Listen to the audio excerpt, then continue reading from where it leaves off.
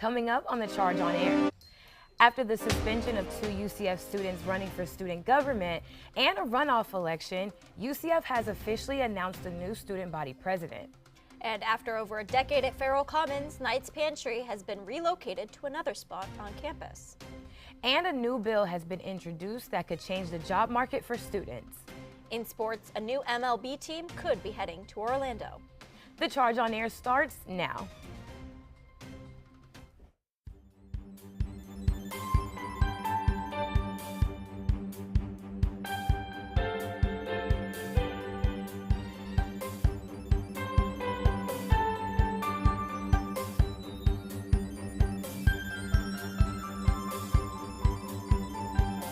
Good afternoon and welcome to The Charge on Air. I'm Armoni Sloan. And I'm Jayna Manohalal. Today is Friday, March 28th, or 2025. Did you vote? Well, the student government presidential runoff elections took place earlier this week after failing to meet a majority vote.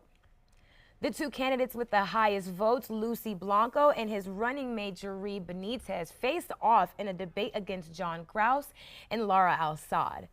With nearly a whopping 71% of votes, Blanco and Benitez won. Benitez, now SGA's newly elected VP, says he is grateful for the support during his campaign. This is the biggest week. There's so much support, especially this year with so many tickets. They really outshine themselves. Also held a runoff election for their senator. Juan Varela won the spot. And while that was happening, 2 candidates who were previously running for the election were suddenly suspended from UCF's race for presidency for misconduct. Just before spring break, the FFCR issued a statewide suspension of UCF presidential candidate Lester Tellez and VP Andrew Turdos for disruptive behavior during the last 2 semesters. The suspension prohibits Tellez and Turdos from holding leadership positions in the Florida Federation of College Republicans or any affiliated organization. Tellez and Turdos released statements on Instagram shortly after the suspension took effect, but the account and posts have since been deleted. A new bill filed in the Florida Senate could allow employers the right to opt out of minimum wage requirements for new hires. The Charge on Air reporter Andrew Sookdeo shows us what this proposal means for UCF students. This bill would be a change for anyone that is starting out in their career fields. What this bill allows is for employers to make the ability for employees in a work-study, internship, and apprenticeship programs to opt out of receiving minimum wage. This was introduced by District 24 Ryan Chamberlain, who says employees are forced out of the job market and companies are forced to lay off workers. He also says companies should try to find alternative options to ensure workers are receiving the skills they need to compete in today's economy. Sean Snaith, Director for Economic Forecasting in the College of Business, says the internship experience is more valuable than a paycheck. I can pay them something less, but they're going to get some experience. They're going to get some training. They're going to be better prepared to continue along their career path in life. This bill could give students the chance to get their foot inside the door and get the much-needed experience that they need. I spoke with a former Blue Origin employee and a current student at UCF who's in his senior year to see how they feel about this, as this would change the job market. According to the National Association of College and Employers, in 2021, a study showed that students who worked as interns had more job offers, while unpaid interns had less job offers. Matthew Admira, a former employee of Blue Origin, says this bill could take advantage of new hires. Fast food workers, baristas, store clerks, you want to gain skills by getting paid less than them. It seems a little bit form of exploitation. Especially in a time where prices have never been higher. Midhat Sanadov is an atomics and photonics senior at UCF who says this bill will be discouraging to him. I feel insulted by it because of the fact that I've put in all of this work into this degree and I know what the starting wage would be in other states and across the country. And the fact that I'm now getting paid less than minimum wage for the amount of work that I've put into my engineering degree. This bill is currently in favor by the Careers and Workforce Subcommittee. In Orlando, Andrew Sookdeo, The Charge on Air. As of March 26th, this bill is in its first reading in the Commerce Committee. Greg Autry, UCF's Associate Provost for Space Commercialization and Strategy, has recently been nominated to be the next Chief Financial Officer of NASA. Known as UCF Space Czar, Autry is nationally recognized as a leader in space research and innovation. In his new role pending Senate confirmation, he'll be responsible for NASA's financial health, overseeing budgets, strategic planning, and performance activities. Autry says he is eager to join the team at NASA and would hope to return to UCF after his term. Autry believes space exploration is charting a new future, creating jobs and opportunities for many. UCF currently has 15,600 students enrolled in the College of Engineering and Computer Studies. With UCF being just an hour away from Kennedy Space Center, the university is committed to providing the next round of NASA leadership. Knight's Pantry closed last week but has reopened with new improvements. During spring break, Knight's Pantry announced via Instagram that it will be relocating. It reopened on March 24th to welcome students back to campus. Although the relocation wasn't far, the new entrance remains in the same building and now occupies the former all-night study center. Previous food options and rules still apply, and students are encouraged to visit Knight's Pantry if they have any concerns.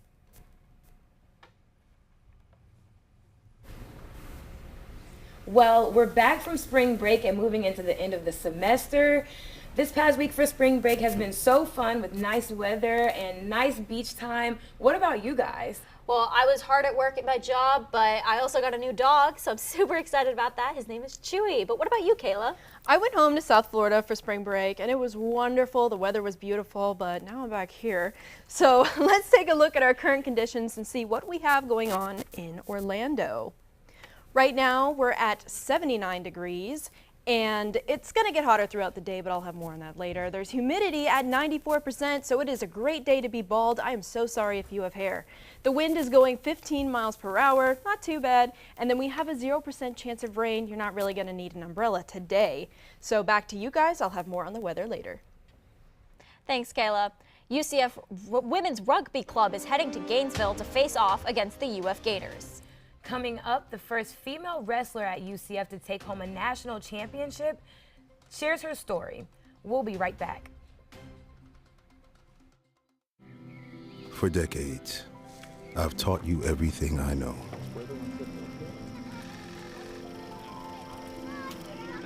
How to safely build a fire.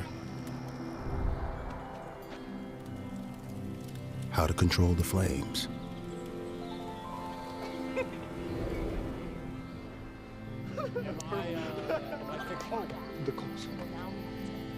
What to do with hot coals.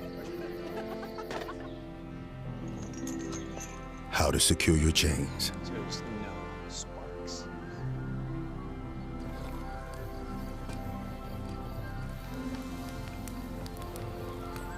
But I can only teach wildfire prevention.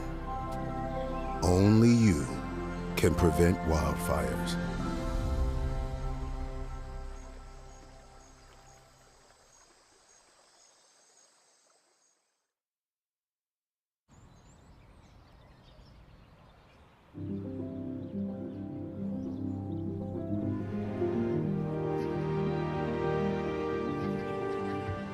These walls and windows hold me tight. The warm embrace we all call home. My neighbors watch over one another. This little street is a land of liberty of its own, where I always have a place to go. I'm free to call this place my own.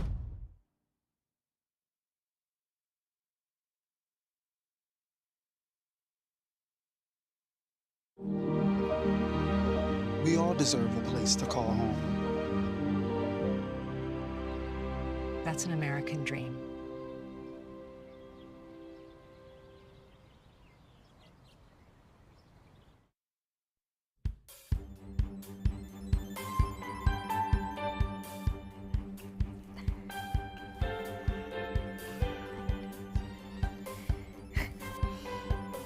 Well, we're nearing the end of Women's History Month, so here's a look at how the holiday came to be. The holiday was first celebrated in 1987, but was originally recognized as Women's History Week. Now, the celebration started in Santa Rosa, California until 1980, when the National Women's History Project lobbied for national recognition. President Jimmy Carter declared the week of March 8, 1980 as Women's History Week. Presidents following Carter continued to recognize the week until 1987 when Congress passed Public Law 100-9, which set March as Women's History Month. Now, to celebrate, UCF student government hosted a women's business showcase in front of the student union patio. Take a look at this. It is unlike a typical market day. This one gave only women entrepreneurs the opportunity to shine and display their businesses. So Stone Crystal's owner, Kiara Rivera, has been a vendor for over 3 years, and she says her business has been able to grow a lot since becoming a part of UCF's Market Day.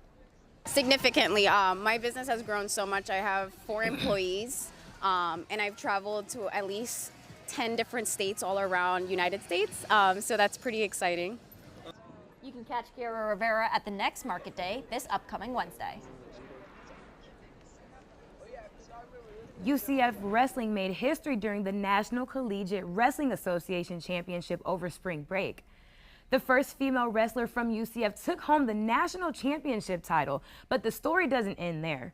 The Charger on Air reporter Rain Keenan gives us an inside look at her journey and what it truly means to defy the odds. 1, 2, 3, nice! The UCF wrestling team wrapped up its season in Shreveport, Louisiana at the NCAA National Championships. Among all the athletes on the mat and taking home awards, one member in particular is trading in black and blues for the black and gold spirit. Just 4 years after the first woman joined the team in 2021, Paige Kalish is the first female wrestler from UCF to win the national championship. She also took home the award for Most Outstanding Women's Wrestler this season. But there's another factor that makes this win unique. I have a blind eye, right? This eye is blind, and my thumbs are backwards, right? So it's like deformed, right? So my grip strength has never been that good. And you'd think, how do you wrestle? Kalish says her circumstances led her to adopt alternative techniques, like utilizing different parts of the body to gain control over her opponents to take them down. But this process was easier said than done.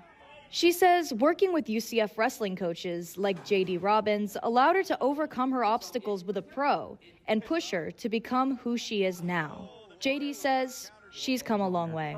And so when we got to the finals, I went to her, they would come out with the smoke and the mirrors and the fire. You walk through, you go up on an elevated platform, the stadium's full of people. And, I looked over and said, hey, you ready to go? She goes, yeah, I'm ready, and I'm not nervous. I did the work, I'm ready. She's a perfect model of when you want to take somebody to the next level. We did, and she did a great job. Very proud of her. All right. That's awesome. I'm here at the RWCF Farrell Commons, where the UCF wrestling team practices twice a week. Behind these doors, Kalish has overcome challenges that may have kept others on the sidelines, but she doesn't think in terms of limitations. Instead, she decided to rewrite the rules of what is possible. When she graduates this semester, she's going to continue to pursue her passions by teaching the next generation of competitive wrestlers. The reason I really wanted to win was to show my high school kids that they could do something great, even coming from a small school. It was really emotional for me to do that and show them what they can do. The intense environment of a match can be intimidating, but when she's on the mat, there's one thing on her mind. Do not let what you cannot do interfere with what you can do. Do everything that you can to your best ability, and good things will come. In Orlando, Rain Keenan, The Charge on Air. Challenges, her unwavering dedication and hard work have left a legacy at UCF. What an incredible story. Coming up, Florida's warming up as we inch away from the 70s and head straight for the 80s. Plus, one UCF men's basketball player has declared for the NBA draft. We'll be right back.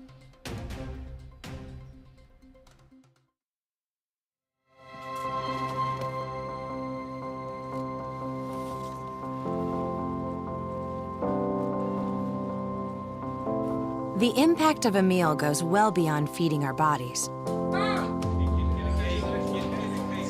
Food can open endless possibilities for people to thrive.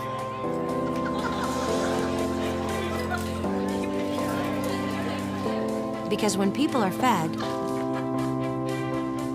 futures are nourished.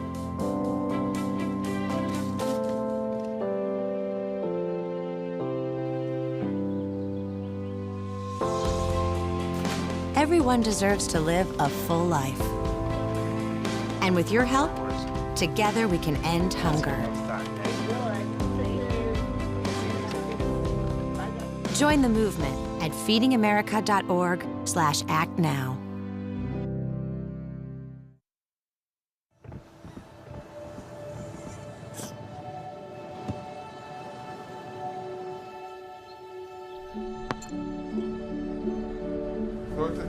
I don't remember how it started.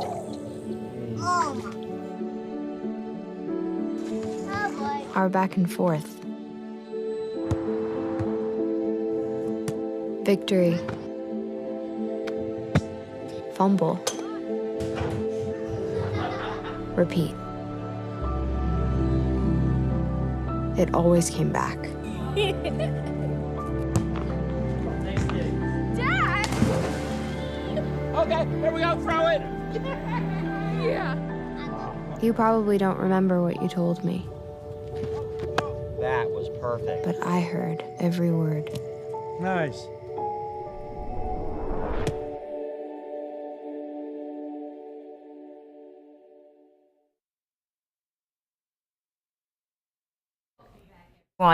It's now time to check in with student meteorologist Brianne Weathers from Embry-Riddle Aeronautical University for a look at the national forecast.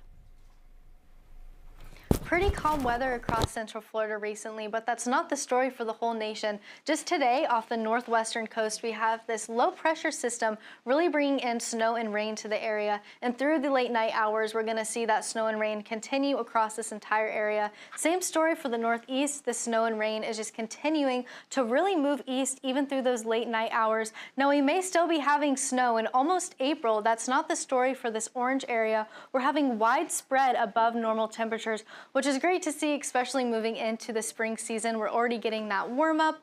And moving into our future radar, like I said, these systems are really just continuing to move east, but I want you to pay special attention to moving into this area during Saturday. We're having potential heavy rain in this area, so be sure to pay attention to your preferred source of weather information so you know if heavy rain may be affecting some of those weekend plans. And with that, I'm going to send it back to my friends at UCF to give you the local radar. Thanks so much, Brianne. Now let's check in with Kayla Kissel for our weekly weather update. Thanks, guys. All right, so taking a look at today's weather, we're going to be pretty much in the upper 70s. Melbourne is at 75, but it's pretty windy there, so watch out if you're going to the beach. Downtown Orlando and Tampa are twinning. We're at 79 degrees. And then we have 78 at Leesburg, Gainesville, Palm Coast, and Winter Haven. So if you're going to the beach, it's going to be pretty nice, but watch the water because there might be some rip currents. There is a red flag fire warning sent by the National Weather Service for Central Florida and the West Coast, so I hope you guys remember how to stop, drop, and roll because that would suck if you catch on fire. Sorry. So let's take a look at our 5-day weather forecast and see what we have coming up in the future. It looks like it's mostly going to be in the lower to upper 80s. It's gradually going to be going up from 81 to 89, so that's actually a big jump. And then we have the upper 60s for our lows. The day that I'm looking at is Sunday. There's going to be a 76% chance of rain. As Brianne Weathers said from Embry-Riddle Aeronautical University, we are going to be seeing some heavy rain and it is going to be hitting Florida. So please bring an umbrella with you on Sunday unless you want to get wet. Good for you if you do. Monday, we'll have a 36% chance of rain, Tuesday 24%, and Wednesday 13%. That's all I have for you guys now, and back to you at the desk with what we have coming up. Coming up, UCF men's soccer is rebuilding their team after losing players.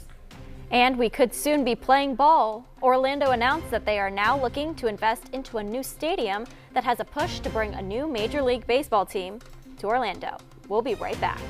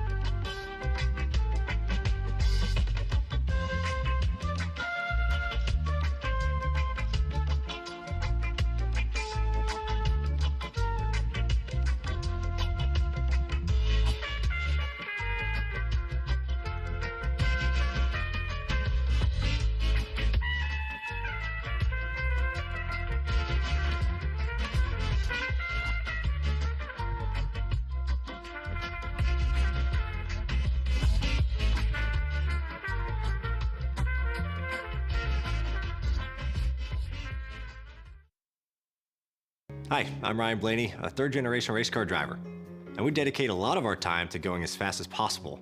My grandpa Lou is the reason why my dad and I started racing, and I'm really proud to follow in his tracks. But when my grandpa was diagnosed with Alzheimer's, it was a very unexpected bump in the road for us. I've learned a lot on this journey with my grandpa Lou, and the memories of my grandpa will always be with me. And in our family, we're used to getting involved, and I encourage you to do the same, especially when it comes to caring for your loved ones. When I think about Alzheimer's and the impact it had on my family, I recognize that losing a race isn't such a bad day after all. It's important to notice if older family members are acting differently, experiencing problems with their memory, or having trouble with routine tasks. Talking about Alzheimer's can be really tough, but if you notice something, have a conversation with your loved one. Encourage them to see a doctor or offer to go with them. Early detection of Alzheimer's can give your family time to explore support services, make a plan for the future, and access available treatments. If you or your family are noticing changes, it could be Alzheimer's. Talk about seeing a doctor together.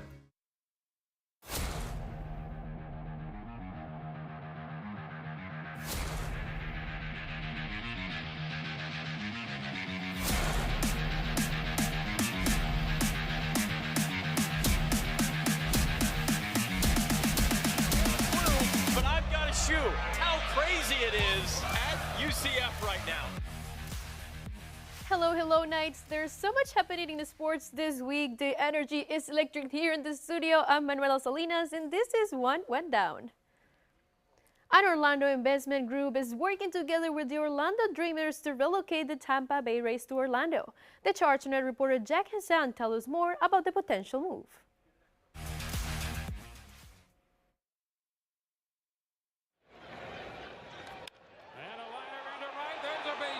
For years, the Orlando Dreamers have been working to bring a Major League Baseball team to Central Florida. And after a recent fallout with the Tampa Bay Rays deal for a new stadium in St. Petersburg, co-founder of the Dreamers, Jim Schnorf, and the rest of the team are stepping up to the plate, saying Orlando is the best untapped baseball market. It's clear that Orlando is the best market in the country for the next Major League Baseball location. We're the largest media market in the country that doesn't have Major League Baseball. We're number 15. If an MLB team in Orlando were to happen, Schnorf is looking for UCF students to bring the energy. We think students bring a special type of enthusiasm and energy to the game. And so we're certainly going to encourage that. We will have student nights. If you're driving between SeaWorld and the Orange County Convention Center, you might see a lot of unused land like this behind me. But if approved for an MLB team, the Orlando Dreamers like to take this 35.5-acre area and call it home by building a brand new domed ballpark. And while the cost of the stadium has not been officially listed, its estimated value is between $1 to $1.7 billion. Cameron Kometz is a UCF student who goes to every UCF home baseball game. He says a baseball team is what the Orlando sports community needs, and he is ready to support it. I think Orlando definitely needs a professional baseball team. They deserve something else out here besides the Magic and soccer. The Dreamers say the next step is finalizing the financial plan for the stadium. In Orlando, Jack Hansel, The Charge on Air. The Rays will be playing at the George M. Steinbrenner Field for the 2025 season. The UCF Women's Rugby Club is gearing up for a big match tomorrow against the Florida Gators. After battling its way through a 4-game tournament in Greensboro, the team secured its spot at Nationals. The Knights have been pushing their limits and focusing on their fitness and refining their game strategy.